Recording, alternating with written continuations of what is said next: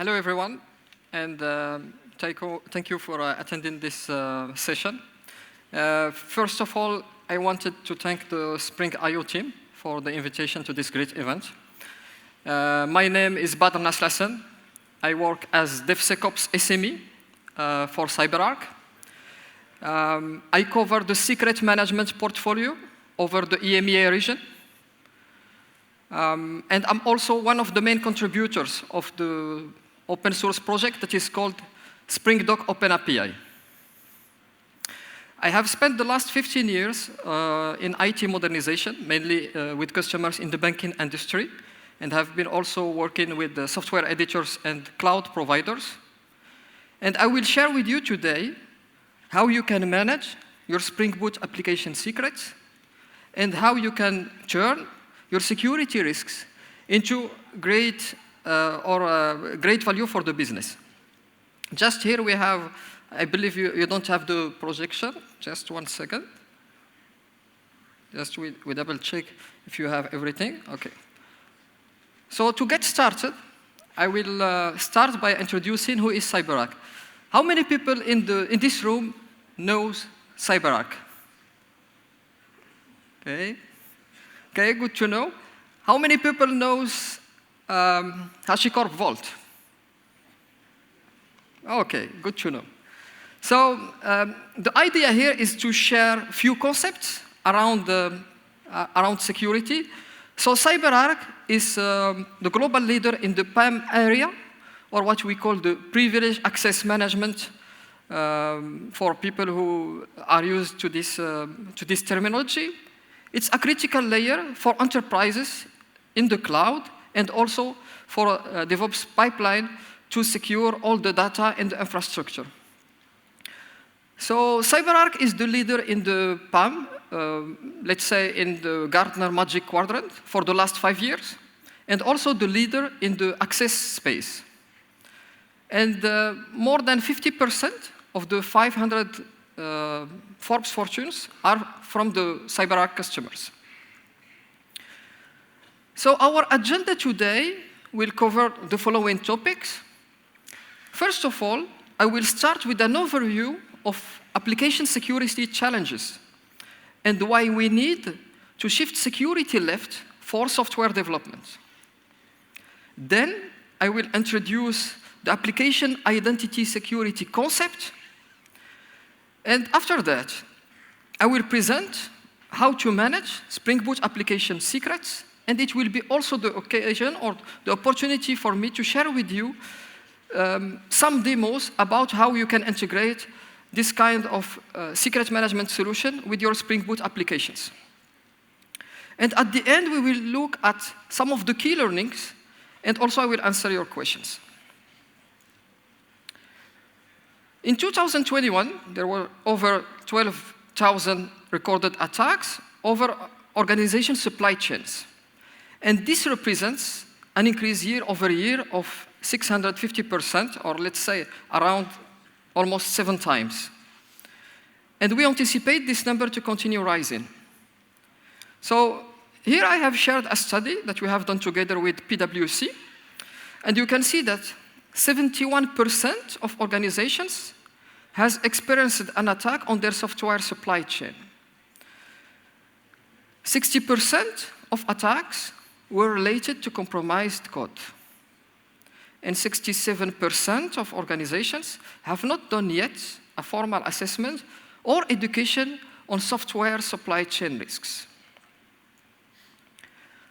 So I will share some recent breaches just to give you an idea about how the attackers are proceeding nowadays. So this is an information that was shared by Uber. So the attack was recorded in September 2022. So first, the attacker gained entry to Uber network via social engineering techniques.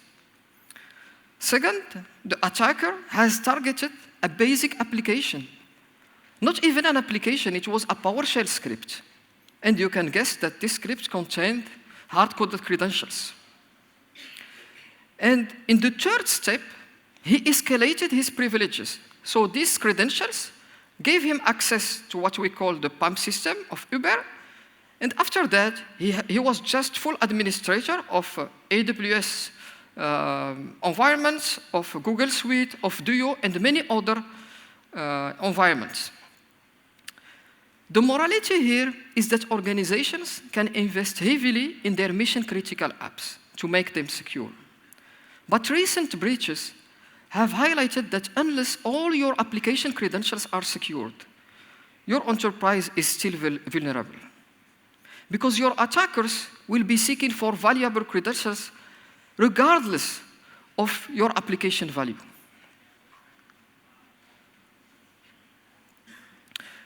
And when we talk about threats, we talk about the SALSA threat model. So if you are not familiar with SALSA, SALSA is a framework that has been developed by Google engineering team. It's the way Google makes sure they keep their source code and build integrity. And there are a lot of threats, as we can see. For example, we have the B, which represents compromised source code. So, as example, maybe you have heard about the latest Okta breach that was last year. And this was related to an access token that was inadvertently committed or pushed to GitHub, and the attacker used this to then have the access on the source code of Okta and then spread the attack.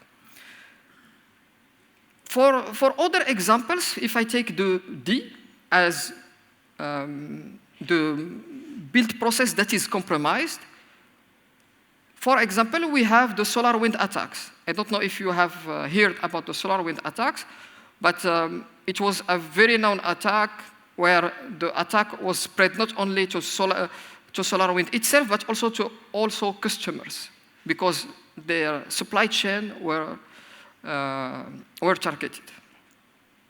So here, you need to be aware about all these elements. And I'm sharing a solution that is called Anon, that we have at CyberArk, that will help you assess your supply chain regarding or depending on this threat model that is SALSA compliant. And in this ecosystem, the developer is also in the heart of the attacks. So you need to make sure that first your developer workstations are secured, or what we call the endpoint. And also you need to make sure that their identity is secured.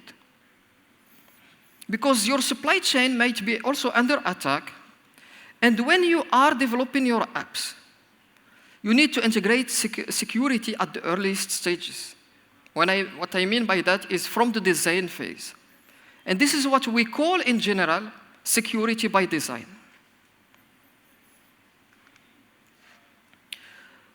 Now that we have seen few context elements, I will deep dive into application identity security.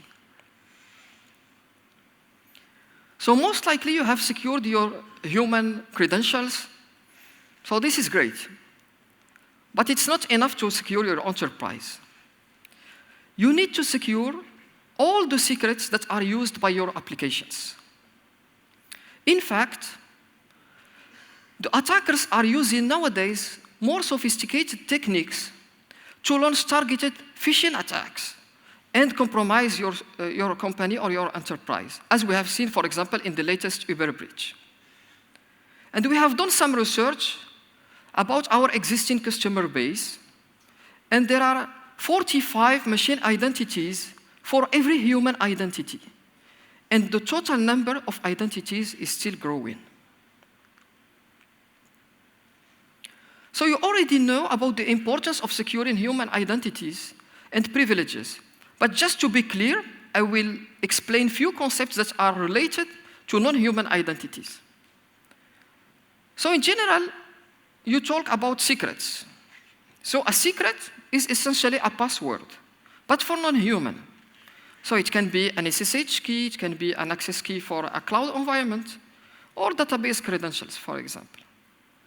And your application will use this secret to securely access a resource that can be a database, that can be a cloud service, or let's say a batch script. And if an attacker has access to this secret, then the attacker can access or control your resource. Too often, these credentials are hard-coded. Hard-coded mean hard-coded secrets are difficult to rotate. Hard-coded mean it's hard to track. It's hard to audit. And too often, these secrets can inadvertently be exposed, as we have seen in the latest breaches. So first step that many organizations have started doing is using vaults. A lot of solutions to secure their secrets. So there is a tendency to store secrets in the simplest or the closest vault. So if you are using Azure, you will be using Azure Key Vault. If you are using AWS, you'll be using AWS Secret Manager. If you are using Kubernetes, you will be using Kubernetes Secrets.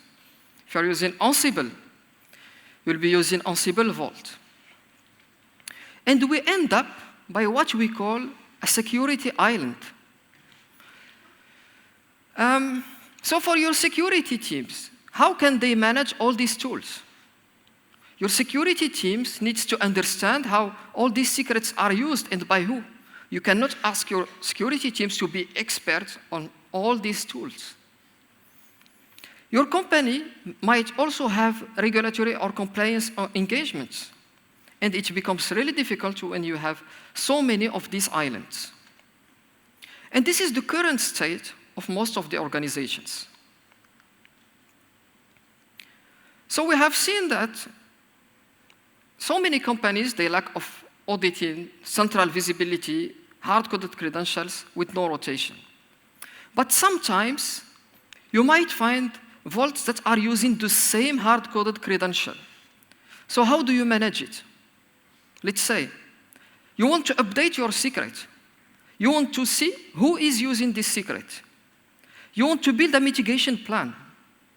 With the fact that you don't have a single source of truth, it's a bigger problem. And in general, when we discuss about these challenges with customers, we have few questions. So here I have shared few, or some of them. General customers, they tell us, will the application be ported? Where will the secret live? Or what secret to store? How will I audit my account usage? How can I increase my application security? Will the developers use the secret management solution? And how will the secret management solution impact my existing applications? So the solution for these questions is the secret management. Basically, secret management should handle three functions. First one is the removal of hard-coded credentials and security islands dilemma. Second one is the creation of an auditable identity with the ability to enable or to enforce strong authentication for your applications. Third, credential rotation that should be performed regularly to comply with audit requirements and compliance engagements. So once you have done this, you have reduced your attack surface. But you are not done yet. You need to be aware about the secret zero problem. So for humans, we have built-in authentication. So you can use passwords, you can use fingerprints, you can use your devices for MFA, like mobile phones or any others.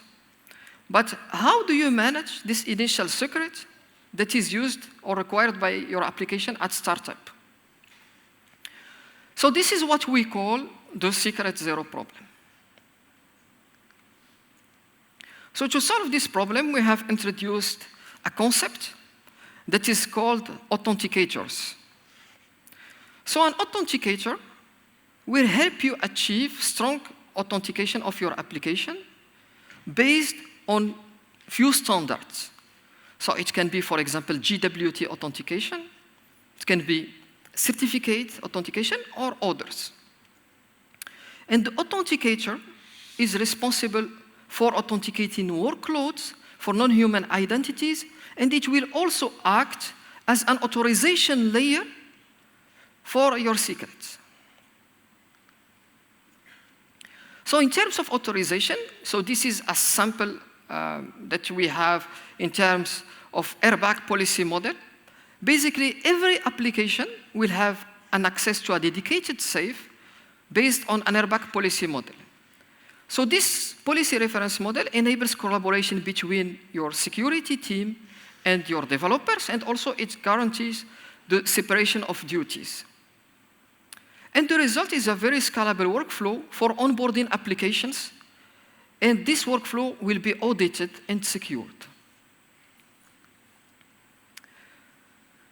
So here I will share a few examples of authenticators. Just to, here I'm having a pop-up. Okay, you also have it. Just 1 second. We need to authenticate.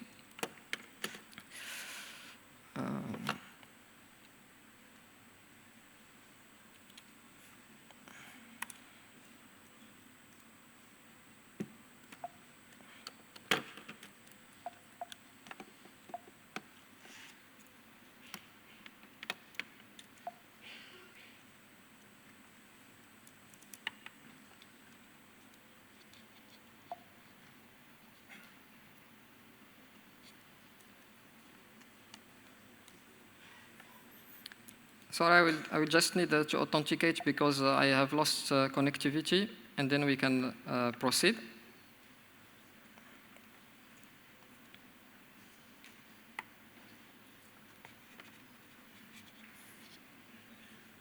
Okay.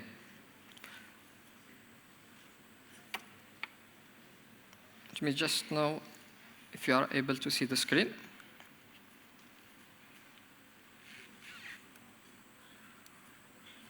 Okay, fine. So after handling this little technical issue, so to give you examples of authenticators, I will share an open source solution that we have at CyberArk that is called Conjur. And this solution is the CyberArk module for secret management. So basically, with Conjur, you can handle strong authentication. This solution is also available in enterprise level, and also we have the SaaS version. But you can leverage the IAM roles, for example, if you are using AWS. You can leverage the Azure managed identities if you are using Azure. You can use the Kubernetes workload attributes, like the namespace, like the deployment, like the service account. You can also use OpenID Connect identities, or more generally, GWT. Here it's an example of the authenticator that is using certificate or attribute-based authentication. Basically, to enroll or to onboard an application, you will use the cluster of your application, the Kubernetes cluster, the namespace, and the service account. So you will declare your application in the CyberArk platform. After that, your application, once it starts, it ships an authenticator client as a sidecar or init container that will submit a CSR, a certificate sign-in request. So in the third step, CyberArk will verify that all these attributes are valid. And if the verification is OK, it will issue a key and a certificate that is X509 SPIFFE compliant. So SPIFFE is an open source project. So it's a CNCF project that is graduated. And it helps you create identities for machines. So it standardize the machine identities. So after the creation of this key and certificate, your application will get a short-lived access token that will be shared via shared memory volume. And then your application can use this, token to retrieve the secrets. Now that we have seen a few context elements and also some terminology about the application identity security, I will deep dive into Spring Boot application secrets. So everybody wants to secure Spring Boot applications, but we need a good developer experience. And what about the collaboration between the developers and the security teams? So first, I will share an SDK that we have at CyberArk that will help you achieve this seamless integration with the Spring Boot applications.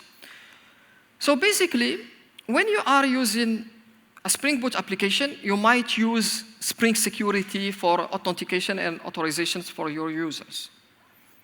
Here, what we are trying to solve is the same thing, but for non-human identities. So this, the CyberArk Conjur Spring Boot SDK will help you authenticate your workloads, and basically, there is no change in the developer experience. So you will not have proprietary annotations. By default, you can still rely on @value annotations that you have in Spring, in Spring. And you don't need, for example, Spring Cloud dependencies. The same SDK works with Spring Boot 2 and also Spring Boot 3. So here I will just share an example, first of all, about the integration.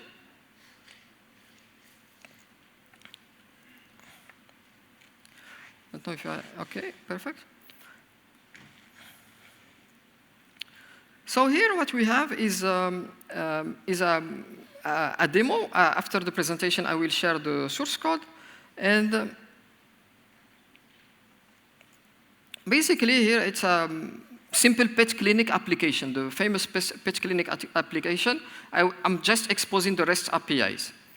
So we have the Spring Boot Starter Web, the Spring Boot Starter Actuator. Here I'm using Spring Doc to expose APIs. So I can test them using the Swagger UI. And what is important is this dependency. So basically, the main change in your application is you ship only this dependency. As you can see, there is no Spring Cloud. And this SDK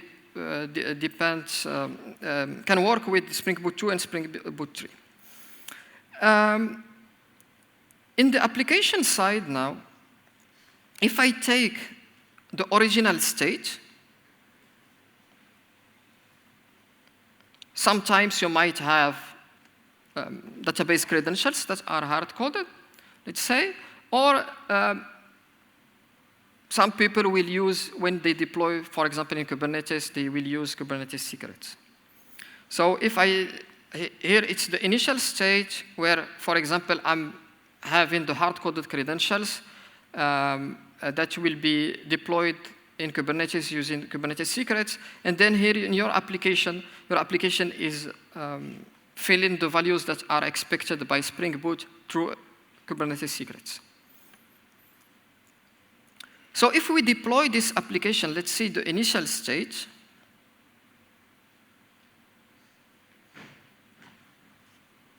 Let me just check if I'm having connection to internet first. Okay, seems good. Okay, and just make sure also connected to my environment. Okay, so if here I try to deploy the application. So this is the initial state. I will just run again the deployment. So we'll see that the application has the hard-coded credentials that are accessible by any Kubernetes administrator. Now, what we want to do in terms of security is to offer something better. So one of the solutions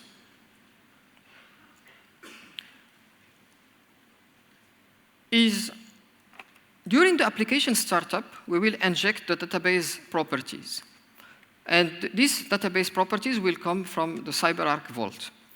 Basically, the main change is here I have used @value annotation in my application instead of using the value of a hard-coded credential that will come from an application YAML or property file. This value is declared in the Vault.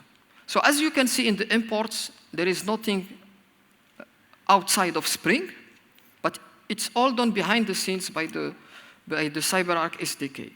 These credentials have been defined in the earliest stages in the CyberArk Conjur. So here, if I check for this value, for example, we'll see that I'm having this Vault, this value that we have seen here in the hard-coded value. Now, if I start the application, let me just validate this thing because it was creating a lot of mess. So let me just now restart the application that is using GWT. So in the GWT context, basically, when the application starts, we will use the GWT context to inject the secret. So here we can see the application has started. If I check in the logs, so here I will look for this application. In CyberArk, we have, so you can declare groups, you can declare hosts. Hosts means your applications in general, it's different workloads. So you have layers, which is an abstraction of, an abstraction of hosts, users, secrets, and web, so services, it means web services to expose different authenticators. For example, I can authenticate with my Kubernetes cluster, I can authenticate with my AWS environment, with my IDP that is Okta or any others. So these authenticators can be added on the fly, just without the application or without the Vault restart. So here, if I look for the GWT application that I have declared before the deployment, so you will see that this application contains these two annotations. So we will scan for this identity with these two annotations that are the namespace and the service account. And we will scan for these elements that will come from the deployment of this app. And if the authentication is successful, so here, for example, I have the service account, and for the namespace, it will come from this on file that I have filled here. So here we have the namespace value. So if the check of this attribute is successful, automatically the application will be granted the access to this group of secrets that you can see here. So because I had just deployed the application, so we can see that less than 1 minute ago, the application has started. And here, I'm having the access to this password. So if I try to see the value, you can see Vault password 1. And if I try to access the value of this secret, so in the pet clinic application, I added a vulnerable controller. So we can see the values of the secrets, and also to show you differences with other patterns. So here I'm trying to print the values that will come from the database properties object. So I can show you here in the code.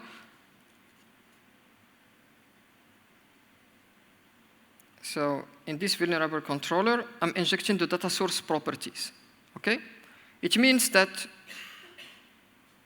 here I'm basically trying to see my database credentials. So if I double check now with the identity of my GWT app, let me check now the GWT application. So if I go to the host that is called GWT, and if I go so 2 minutes ago, so we have the password. And if I check, so this one is, let me just check which one I had. Let me just I didn't open the good one. So I need to open the GWT one, which is this one. Because I want to double check that the application has retrieved the right password. So here, if I double check, so here we can see the vault password one. Okay? So this is the first pattern. And what happened behind the scenes, just FYI, so what happened behind the scenes is that the during the deployment, so we got this GWT token that is available in the Kubernetes cluster. So here I will try to log in, which is not best practice. We will see it after, but just for the sake of the demo, I got the right to connect. And here you have the GWT token. So basically, what happened is that the client, the authenticator client, has scanned for this token, and we validated the attributes. So here you can see the different attributes with the namespace and the service account that has been used. So this is what happened behind the scenes. Basically, in the developer experience in this use case, there has been no big change in terms of developer experience. So you don't need an expert in security to handle these things. Just behind the scenes, after the declaration of the application in the vault, the GWT authentication happened behind the scenes. So here I have shared also the workflow that we have seen. I will deep dive now into Kubernetes security because it's an interesting area and there are a lot of things to share about the security regarding Kubernetes in general. So Kubernetes secrets are not really secrets. So they are basically only base64 encoded. And by default, when you store a secret, it's not encrypted. So you need to enable etcd encryption in order to have them encrypted. In order to have them encrypted at rest, because this is the most important part. So you cannot push manifests into your Git repository. And if someone has the access as an administrator to your master node, so he can read your secrets. Your team has no visibility your security team will have no visibility on what is happening inside the Kubernetes secrets, and in Kubernetes, there is no default built-in mechanisms for rotation. So with all these vulnerabilities, you can guess that it's important to assess the Kubernetes cluster before starting or before going to production. So to help you assess your Kubernetes clusters, we have also an open source project that is called Kubiscan, and it will help you identify all the risky roles, the risky secrets, the risky permissions inside your cluster. So here, just to save time, I have already let me just reduce the screen. Okay. I have already installed the tool. I will just show you, for example, if I try here to scan my Kubernetes cluster that is deployed in AWS.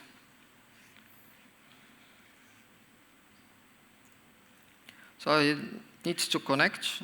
I'm using my Wi-Fi connection. So here, as you can see, I have 2 pods that are vulnerable. And if the attacker has access to these containers and tries to dump these environment variables, basically he can access your secrets. And this tool is really interesting, more generally, not only for secrets, but it can also scan for all the risky roles, the risky cluster roles, and the risky permissions. So here, for example, I have scanned for all the cluster. As you can see, we have more general information about what is happening inside the cluster.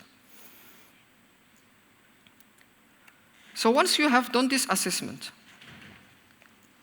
I will share with you, to guide you in your choices, a few patterns in the Kubernetes world. So API, it's something that we have seen in the first demo. So basically, it's the integration with an SDK where you will call your vault. So you support rotation. The second pattern is what we call the secrets provider for Kubernetes secrets. So here, sometimes you cannot change the way your application works. So you want just to limit the impact, and instead of using hard-coded credentials in your app, you want to retrieve them from a central vault. So you can use this strategy in this use case, or sometimes you have a secret management journey, and to start, you want to centralize your secrets. So at this moment, it can be an acceptable trade-off. But just to be clear, we consider it as the less secure strategy. The third one is what we call the push-to-file mechanism. So the secrets provider with the push-to-file mechanism. So here it's better in terms of security. So the secret will only reside in a shared memory volume. And basically, we will be able to update your secret even in your application YAML files. The fourth one is summon. So summon is a process wrapper. So basically, summon will fetch your secrets and inject them to your application through environment variables. So summon only works when your application relies on environment variables. And the last pattern is what we call secretless broker. So this broker can be integrated mainly as sidecar container. It's a kind of proxy that will open the connection for the target resource for your application, and that will hide all the secrets access to your app. So basically, your application will not be aware of the secret, and even your developer will not have access to the secret. What you need to know about the secretless broker is that there are limited connectors. So we support MySQL, PostgreSQL, SQL Server, SSH, and HTTPS connections. So to give you a few examples, here I will start with a first demo where I will share the secrets provider for Kubernetes secrets. So I will take the same application that we have seen.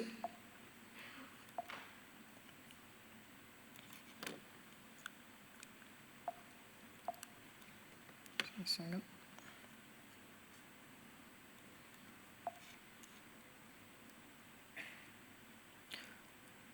Summarise.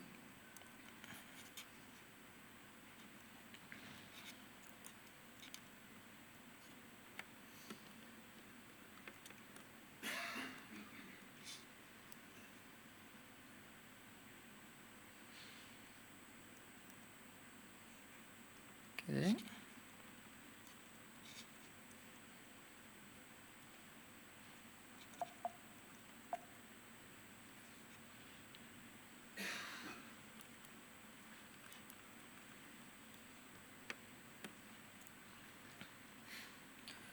Sorry, I will just reconnect because I have lost the sharing.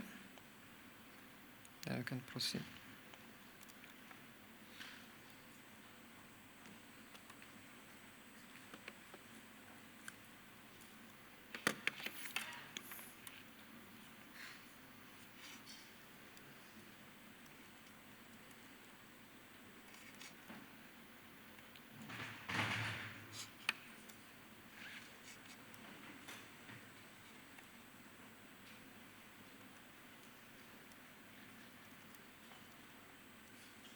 Okay. Sorry for the delay. Just wait for the projection, then we can proceed.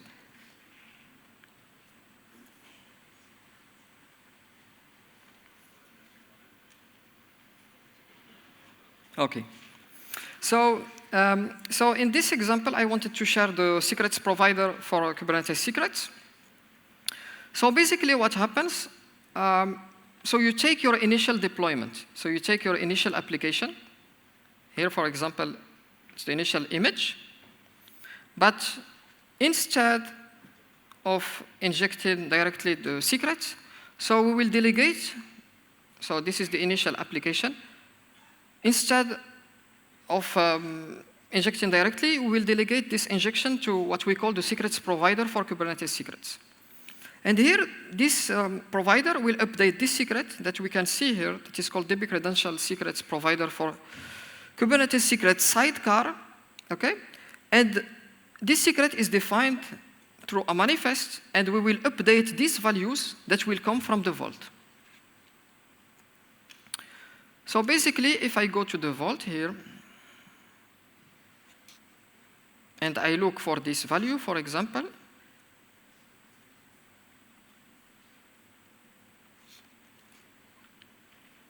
so here I will switch, we will use a real database that is MySQL. So I have a random password that is generated by default. So now, in terms of change, so as I said, this is a less intrusive approach. You don't need to change your code. So if you were already relying on Kubernetes secrets, you can still use Kubernetes secrets. What is important to know is that you need a role. So you need to get and update secret, because when the application starts, we'll update these secrets. Okay? So this is also important to know in terms of roles that needs to be allowed in Kubernetes. So I will just deploy this application quickly. So let's take this one.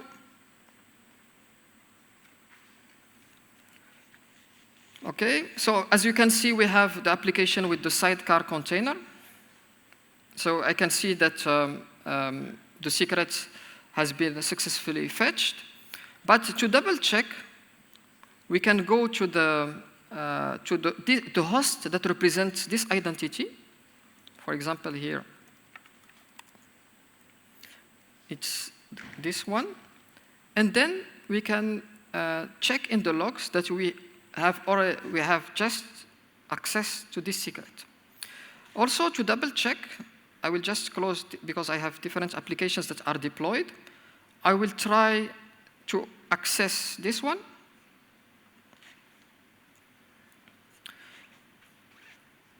And here, we will see the secret that the application is having access to. As you can see, it ends with 6A, and here it's the same value. Now, I will double check that I have access to the database. So I'm also having the database connectivity. Now what's interesting, and you might have, for some critical applications, you might have requirements for rotation. Okay? You might have also applications that will not accept downtime.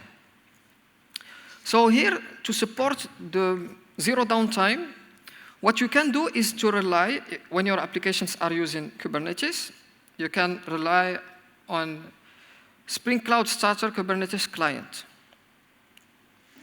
So basically, when the application starts, we will be monitoring the Kubernetes secrets, and once there is a change, we will send an event to your application so it can refresh the context. If you want the context to be refreshed, you need to have the refresh endpoint that is exposed. And in the application level, I show you what I have added. So here, because I'm accessing a database, so I want that the database connection is refreshed. And in addition, I'm adding debug logs so I can follow what is happening when the rotation happened. So what I will try to do is to simulate a rotation. So I'm having a script that will, this script will rotate my credentials in the database and also in the vault. So let me just run the script quickly.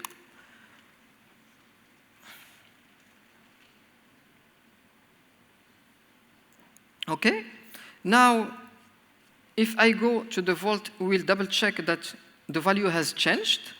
And in addition, in the application side, if I check for database properties, you will see that it changed because it's ending with A2. Now, if I go to the logs, So if I go to the logs of this application, it was the secret provider with the sidecar.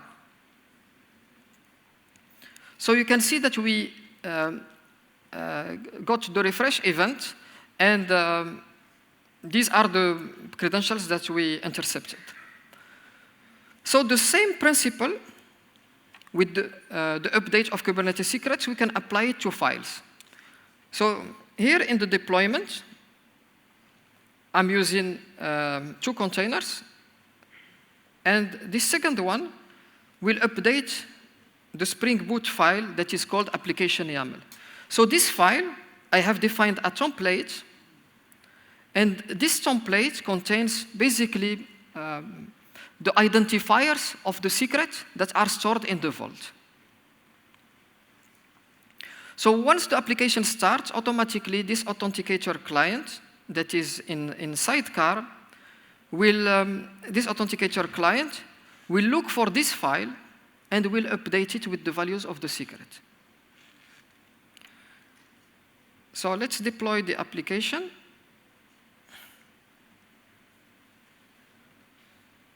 With the push-to-file mechanism.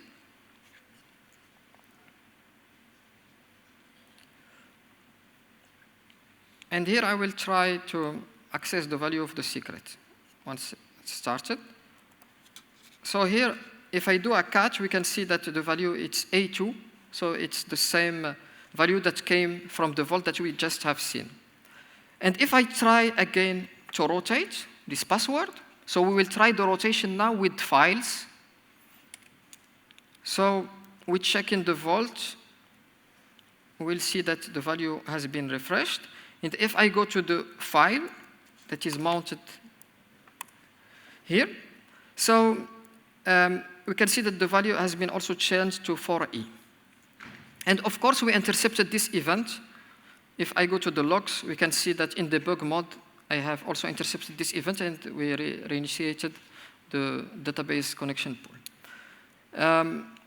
So there is another pattern that is called summon.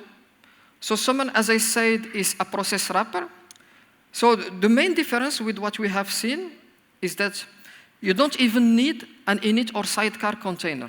But what you will need is, in your application, you will need to have this binary that is called summon. So as I said, summon is an open source project.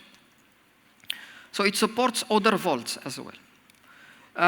So here I'm having my initial image, so your initial binary, and I wrap it, or you can extend it to add summon as binary. So I took the same application, and as you can see here in the deployment, for summon, there is no additional sidecar or init containers. I just need this file where I will tell summon, go fetch these environment variables and fill the values for the application.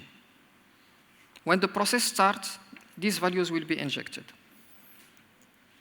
So if I try to deploy it with summon, so here also one of the differences is I used a native image for the summon use case, just to share with you that there are also advantages, because with native images you reduce the attack surface. And if someone, for example, here tries to log in, it's complicated. If I see the logs of the application, we can see the application has started. If we try to access it, we can see that in the properties, we can have access to the value of the secret. And the last pattern is what we call secretless. So for the secretless broker, so it's the same way. You need to embed a sidecar container. As I said, that will be as a proxy. And here, this container will proxy the connection to the database. So the proxy parameters are defined here, as you can see. And these parameters represent the path in the vault. So once your application starts, the connection will be proxied to your target data source. In our case, it's a MySQL database. So if I try to connect, or first I will deploy the application.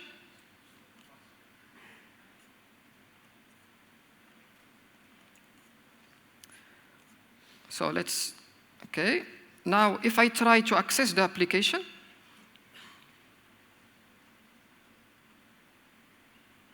okay, try again.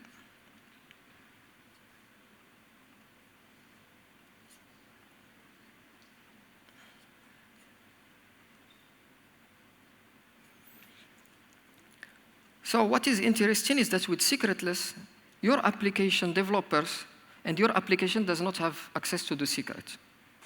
So as you can see here, I'm having just dummy data that I have injected because my application needs these values.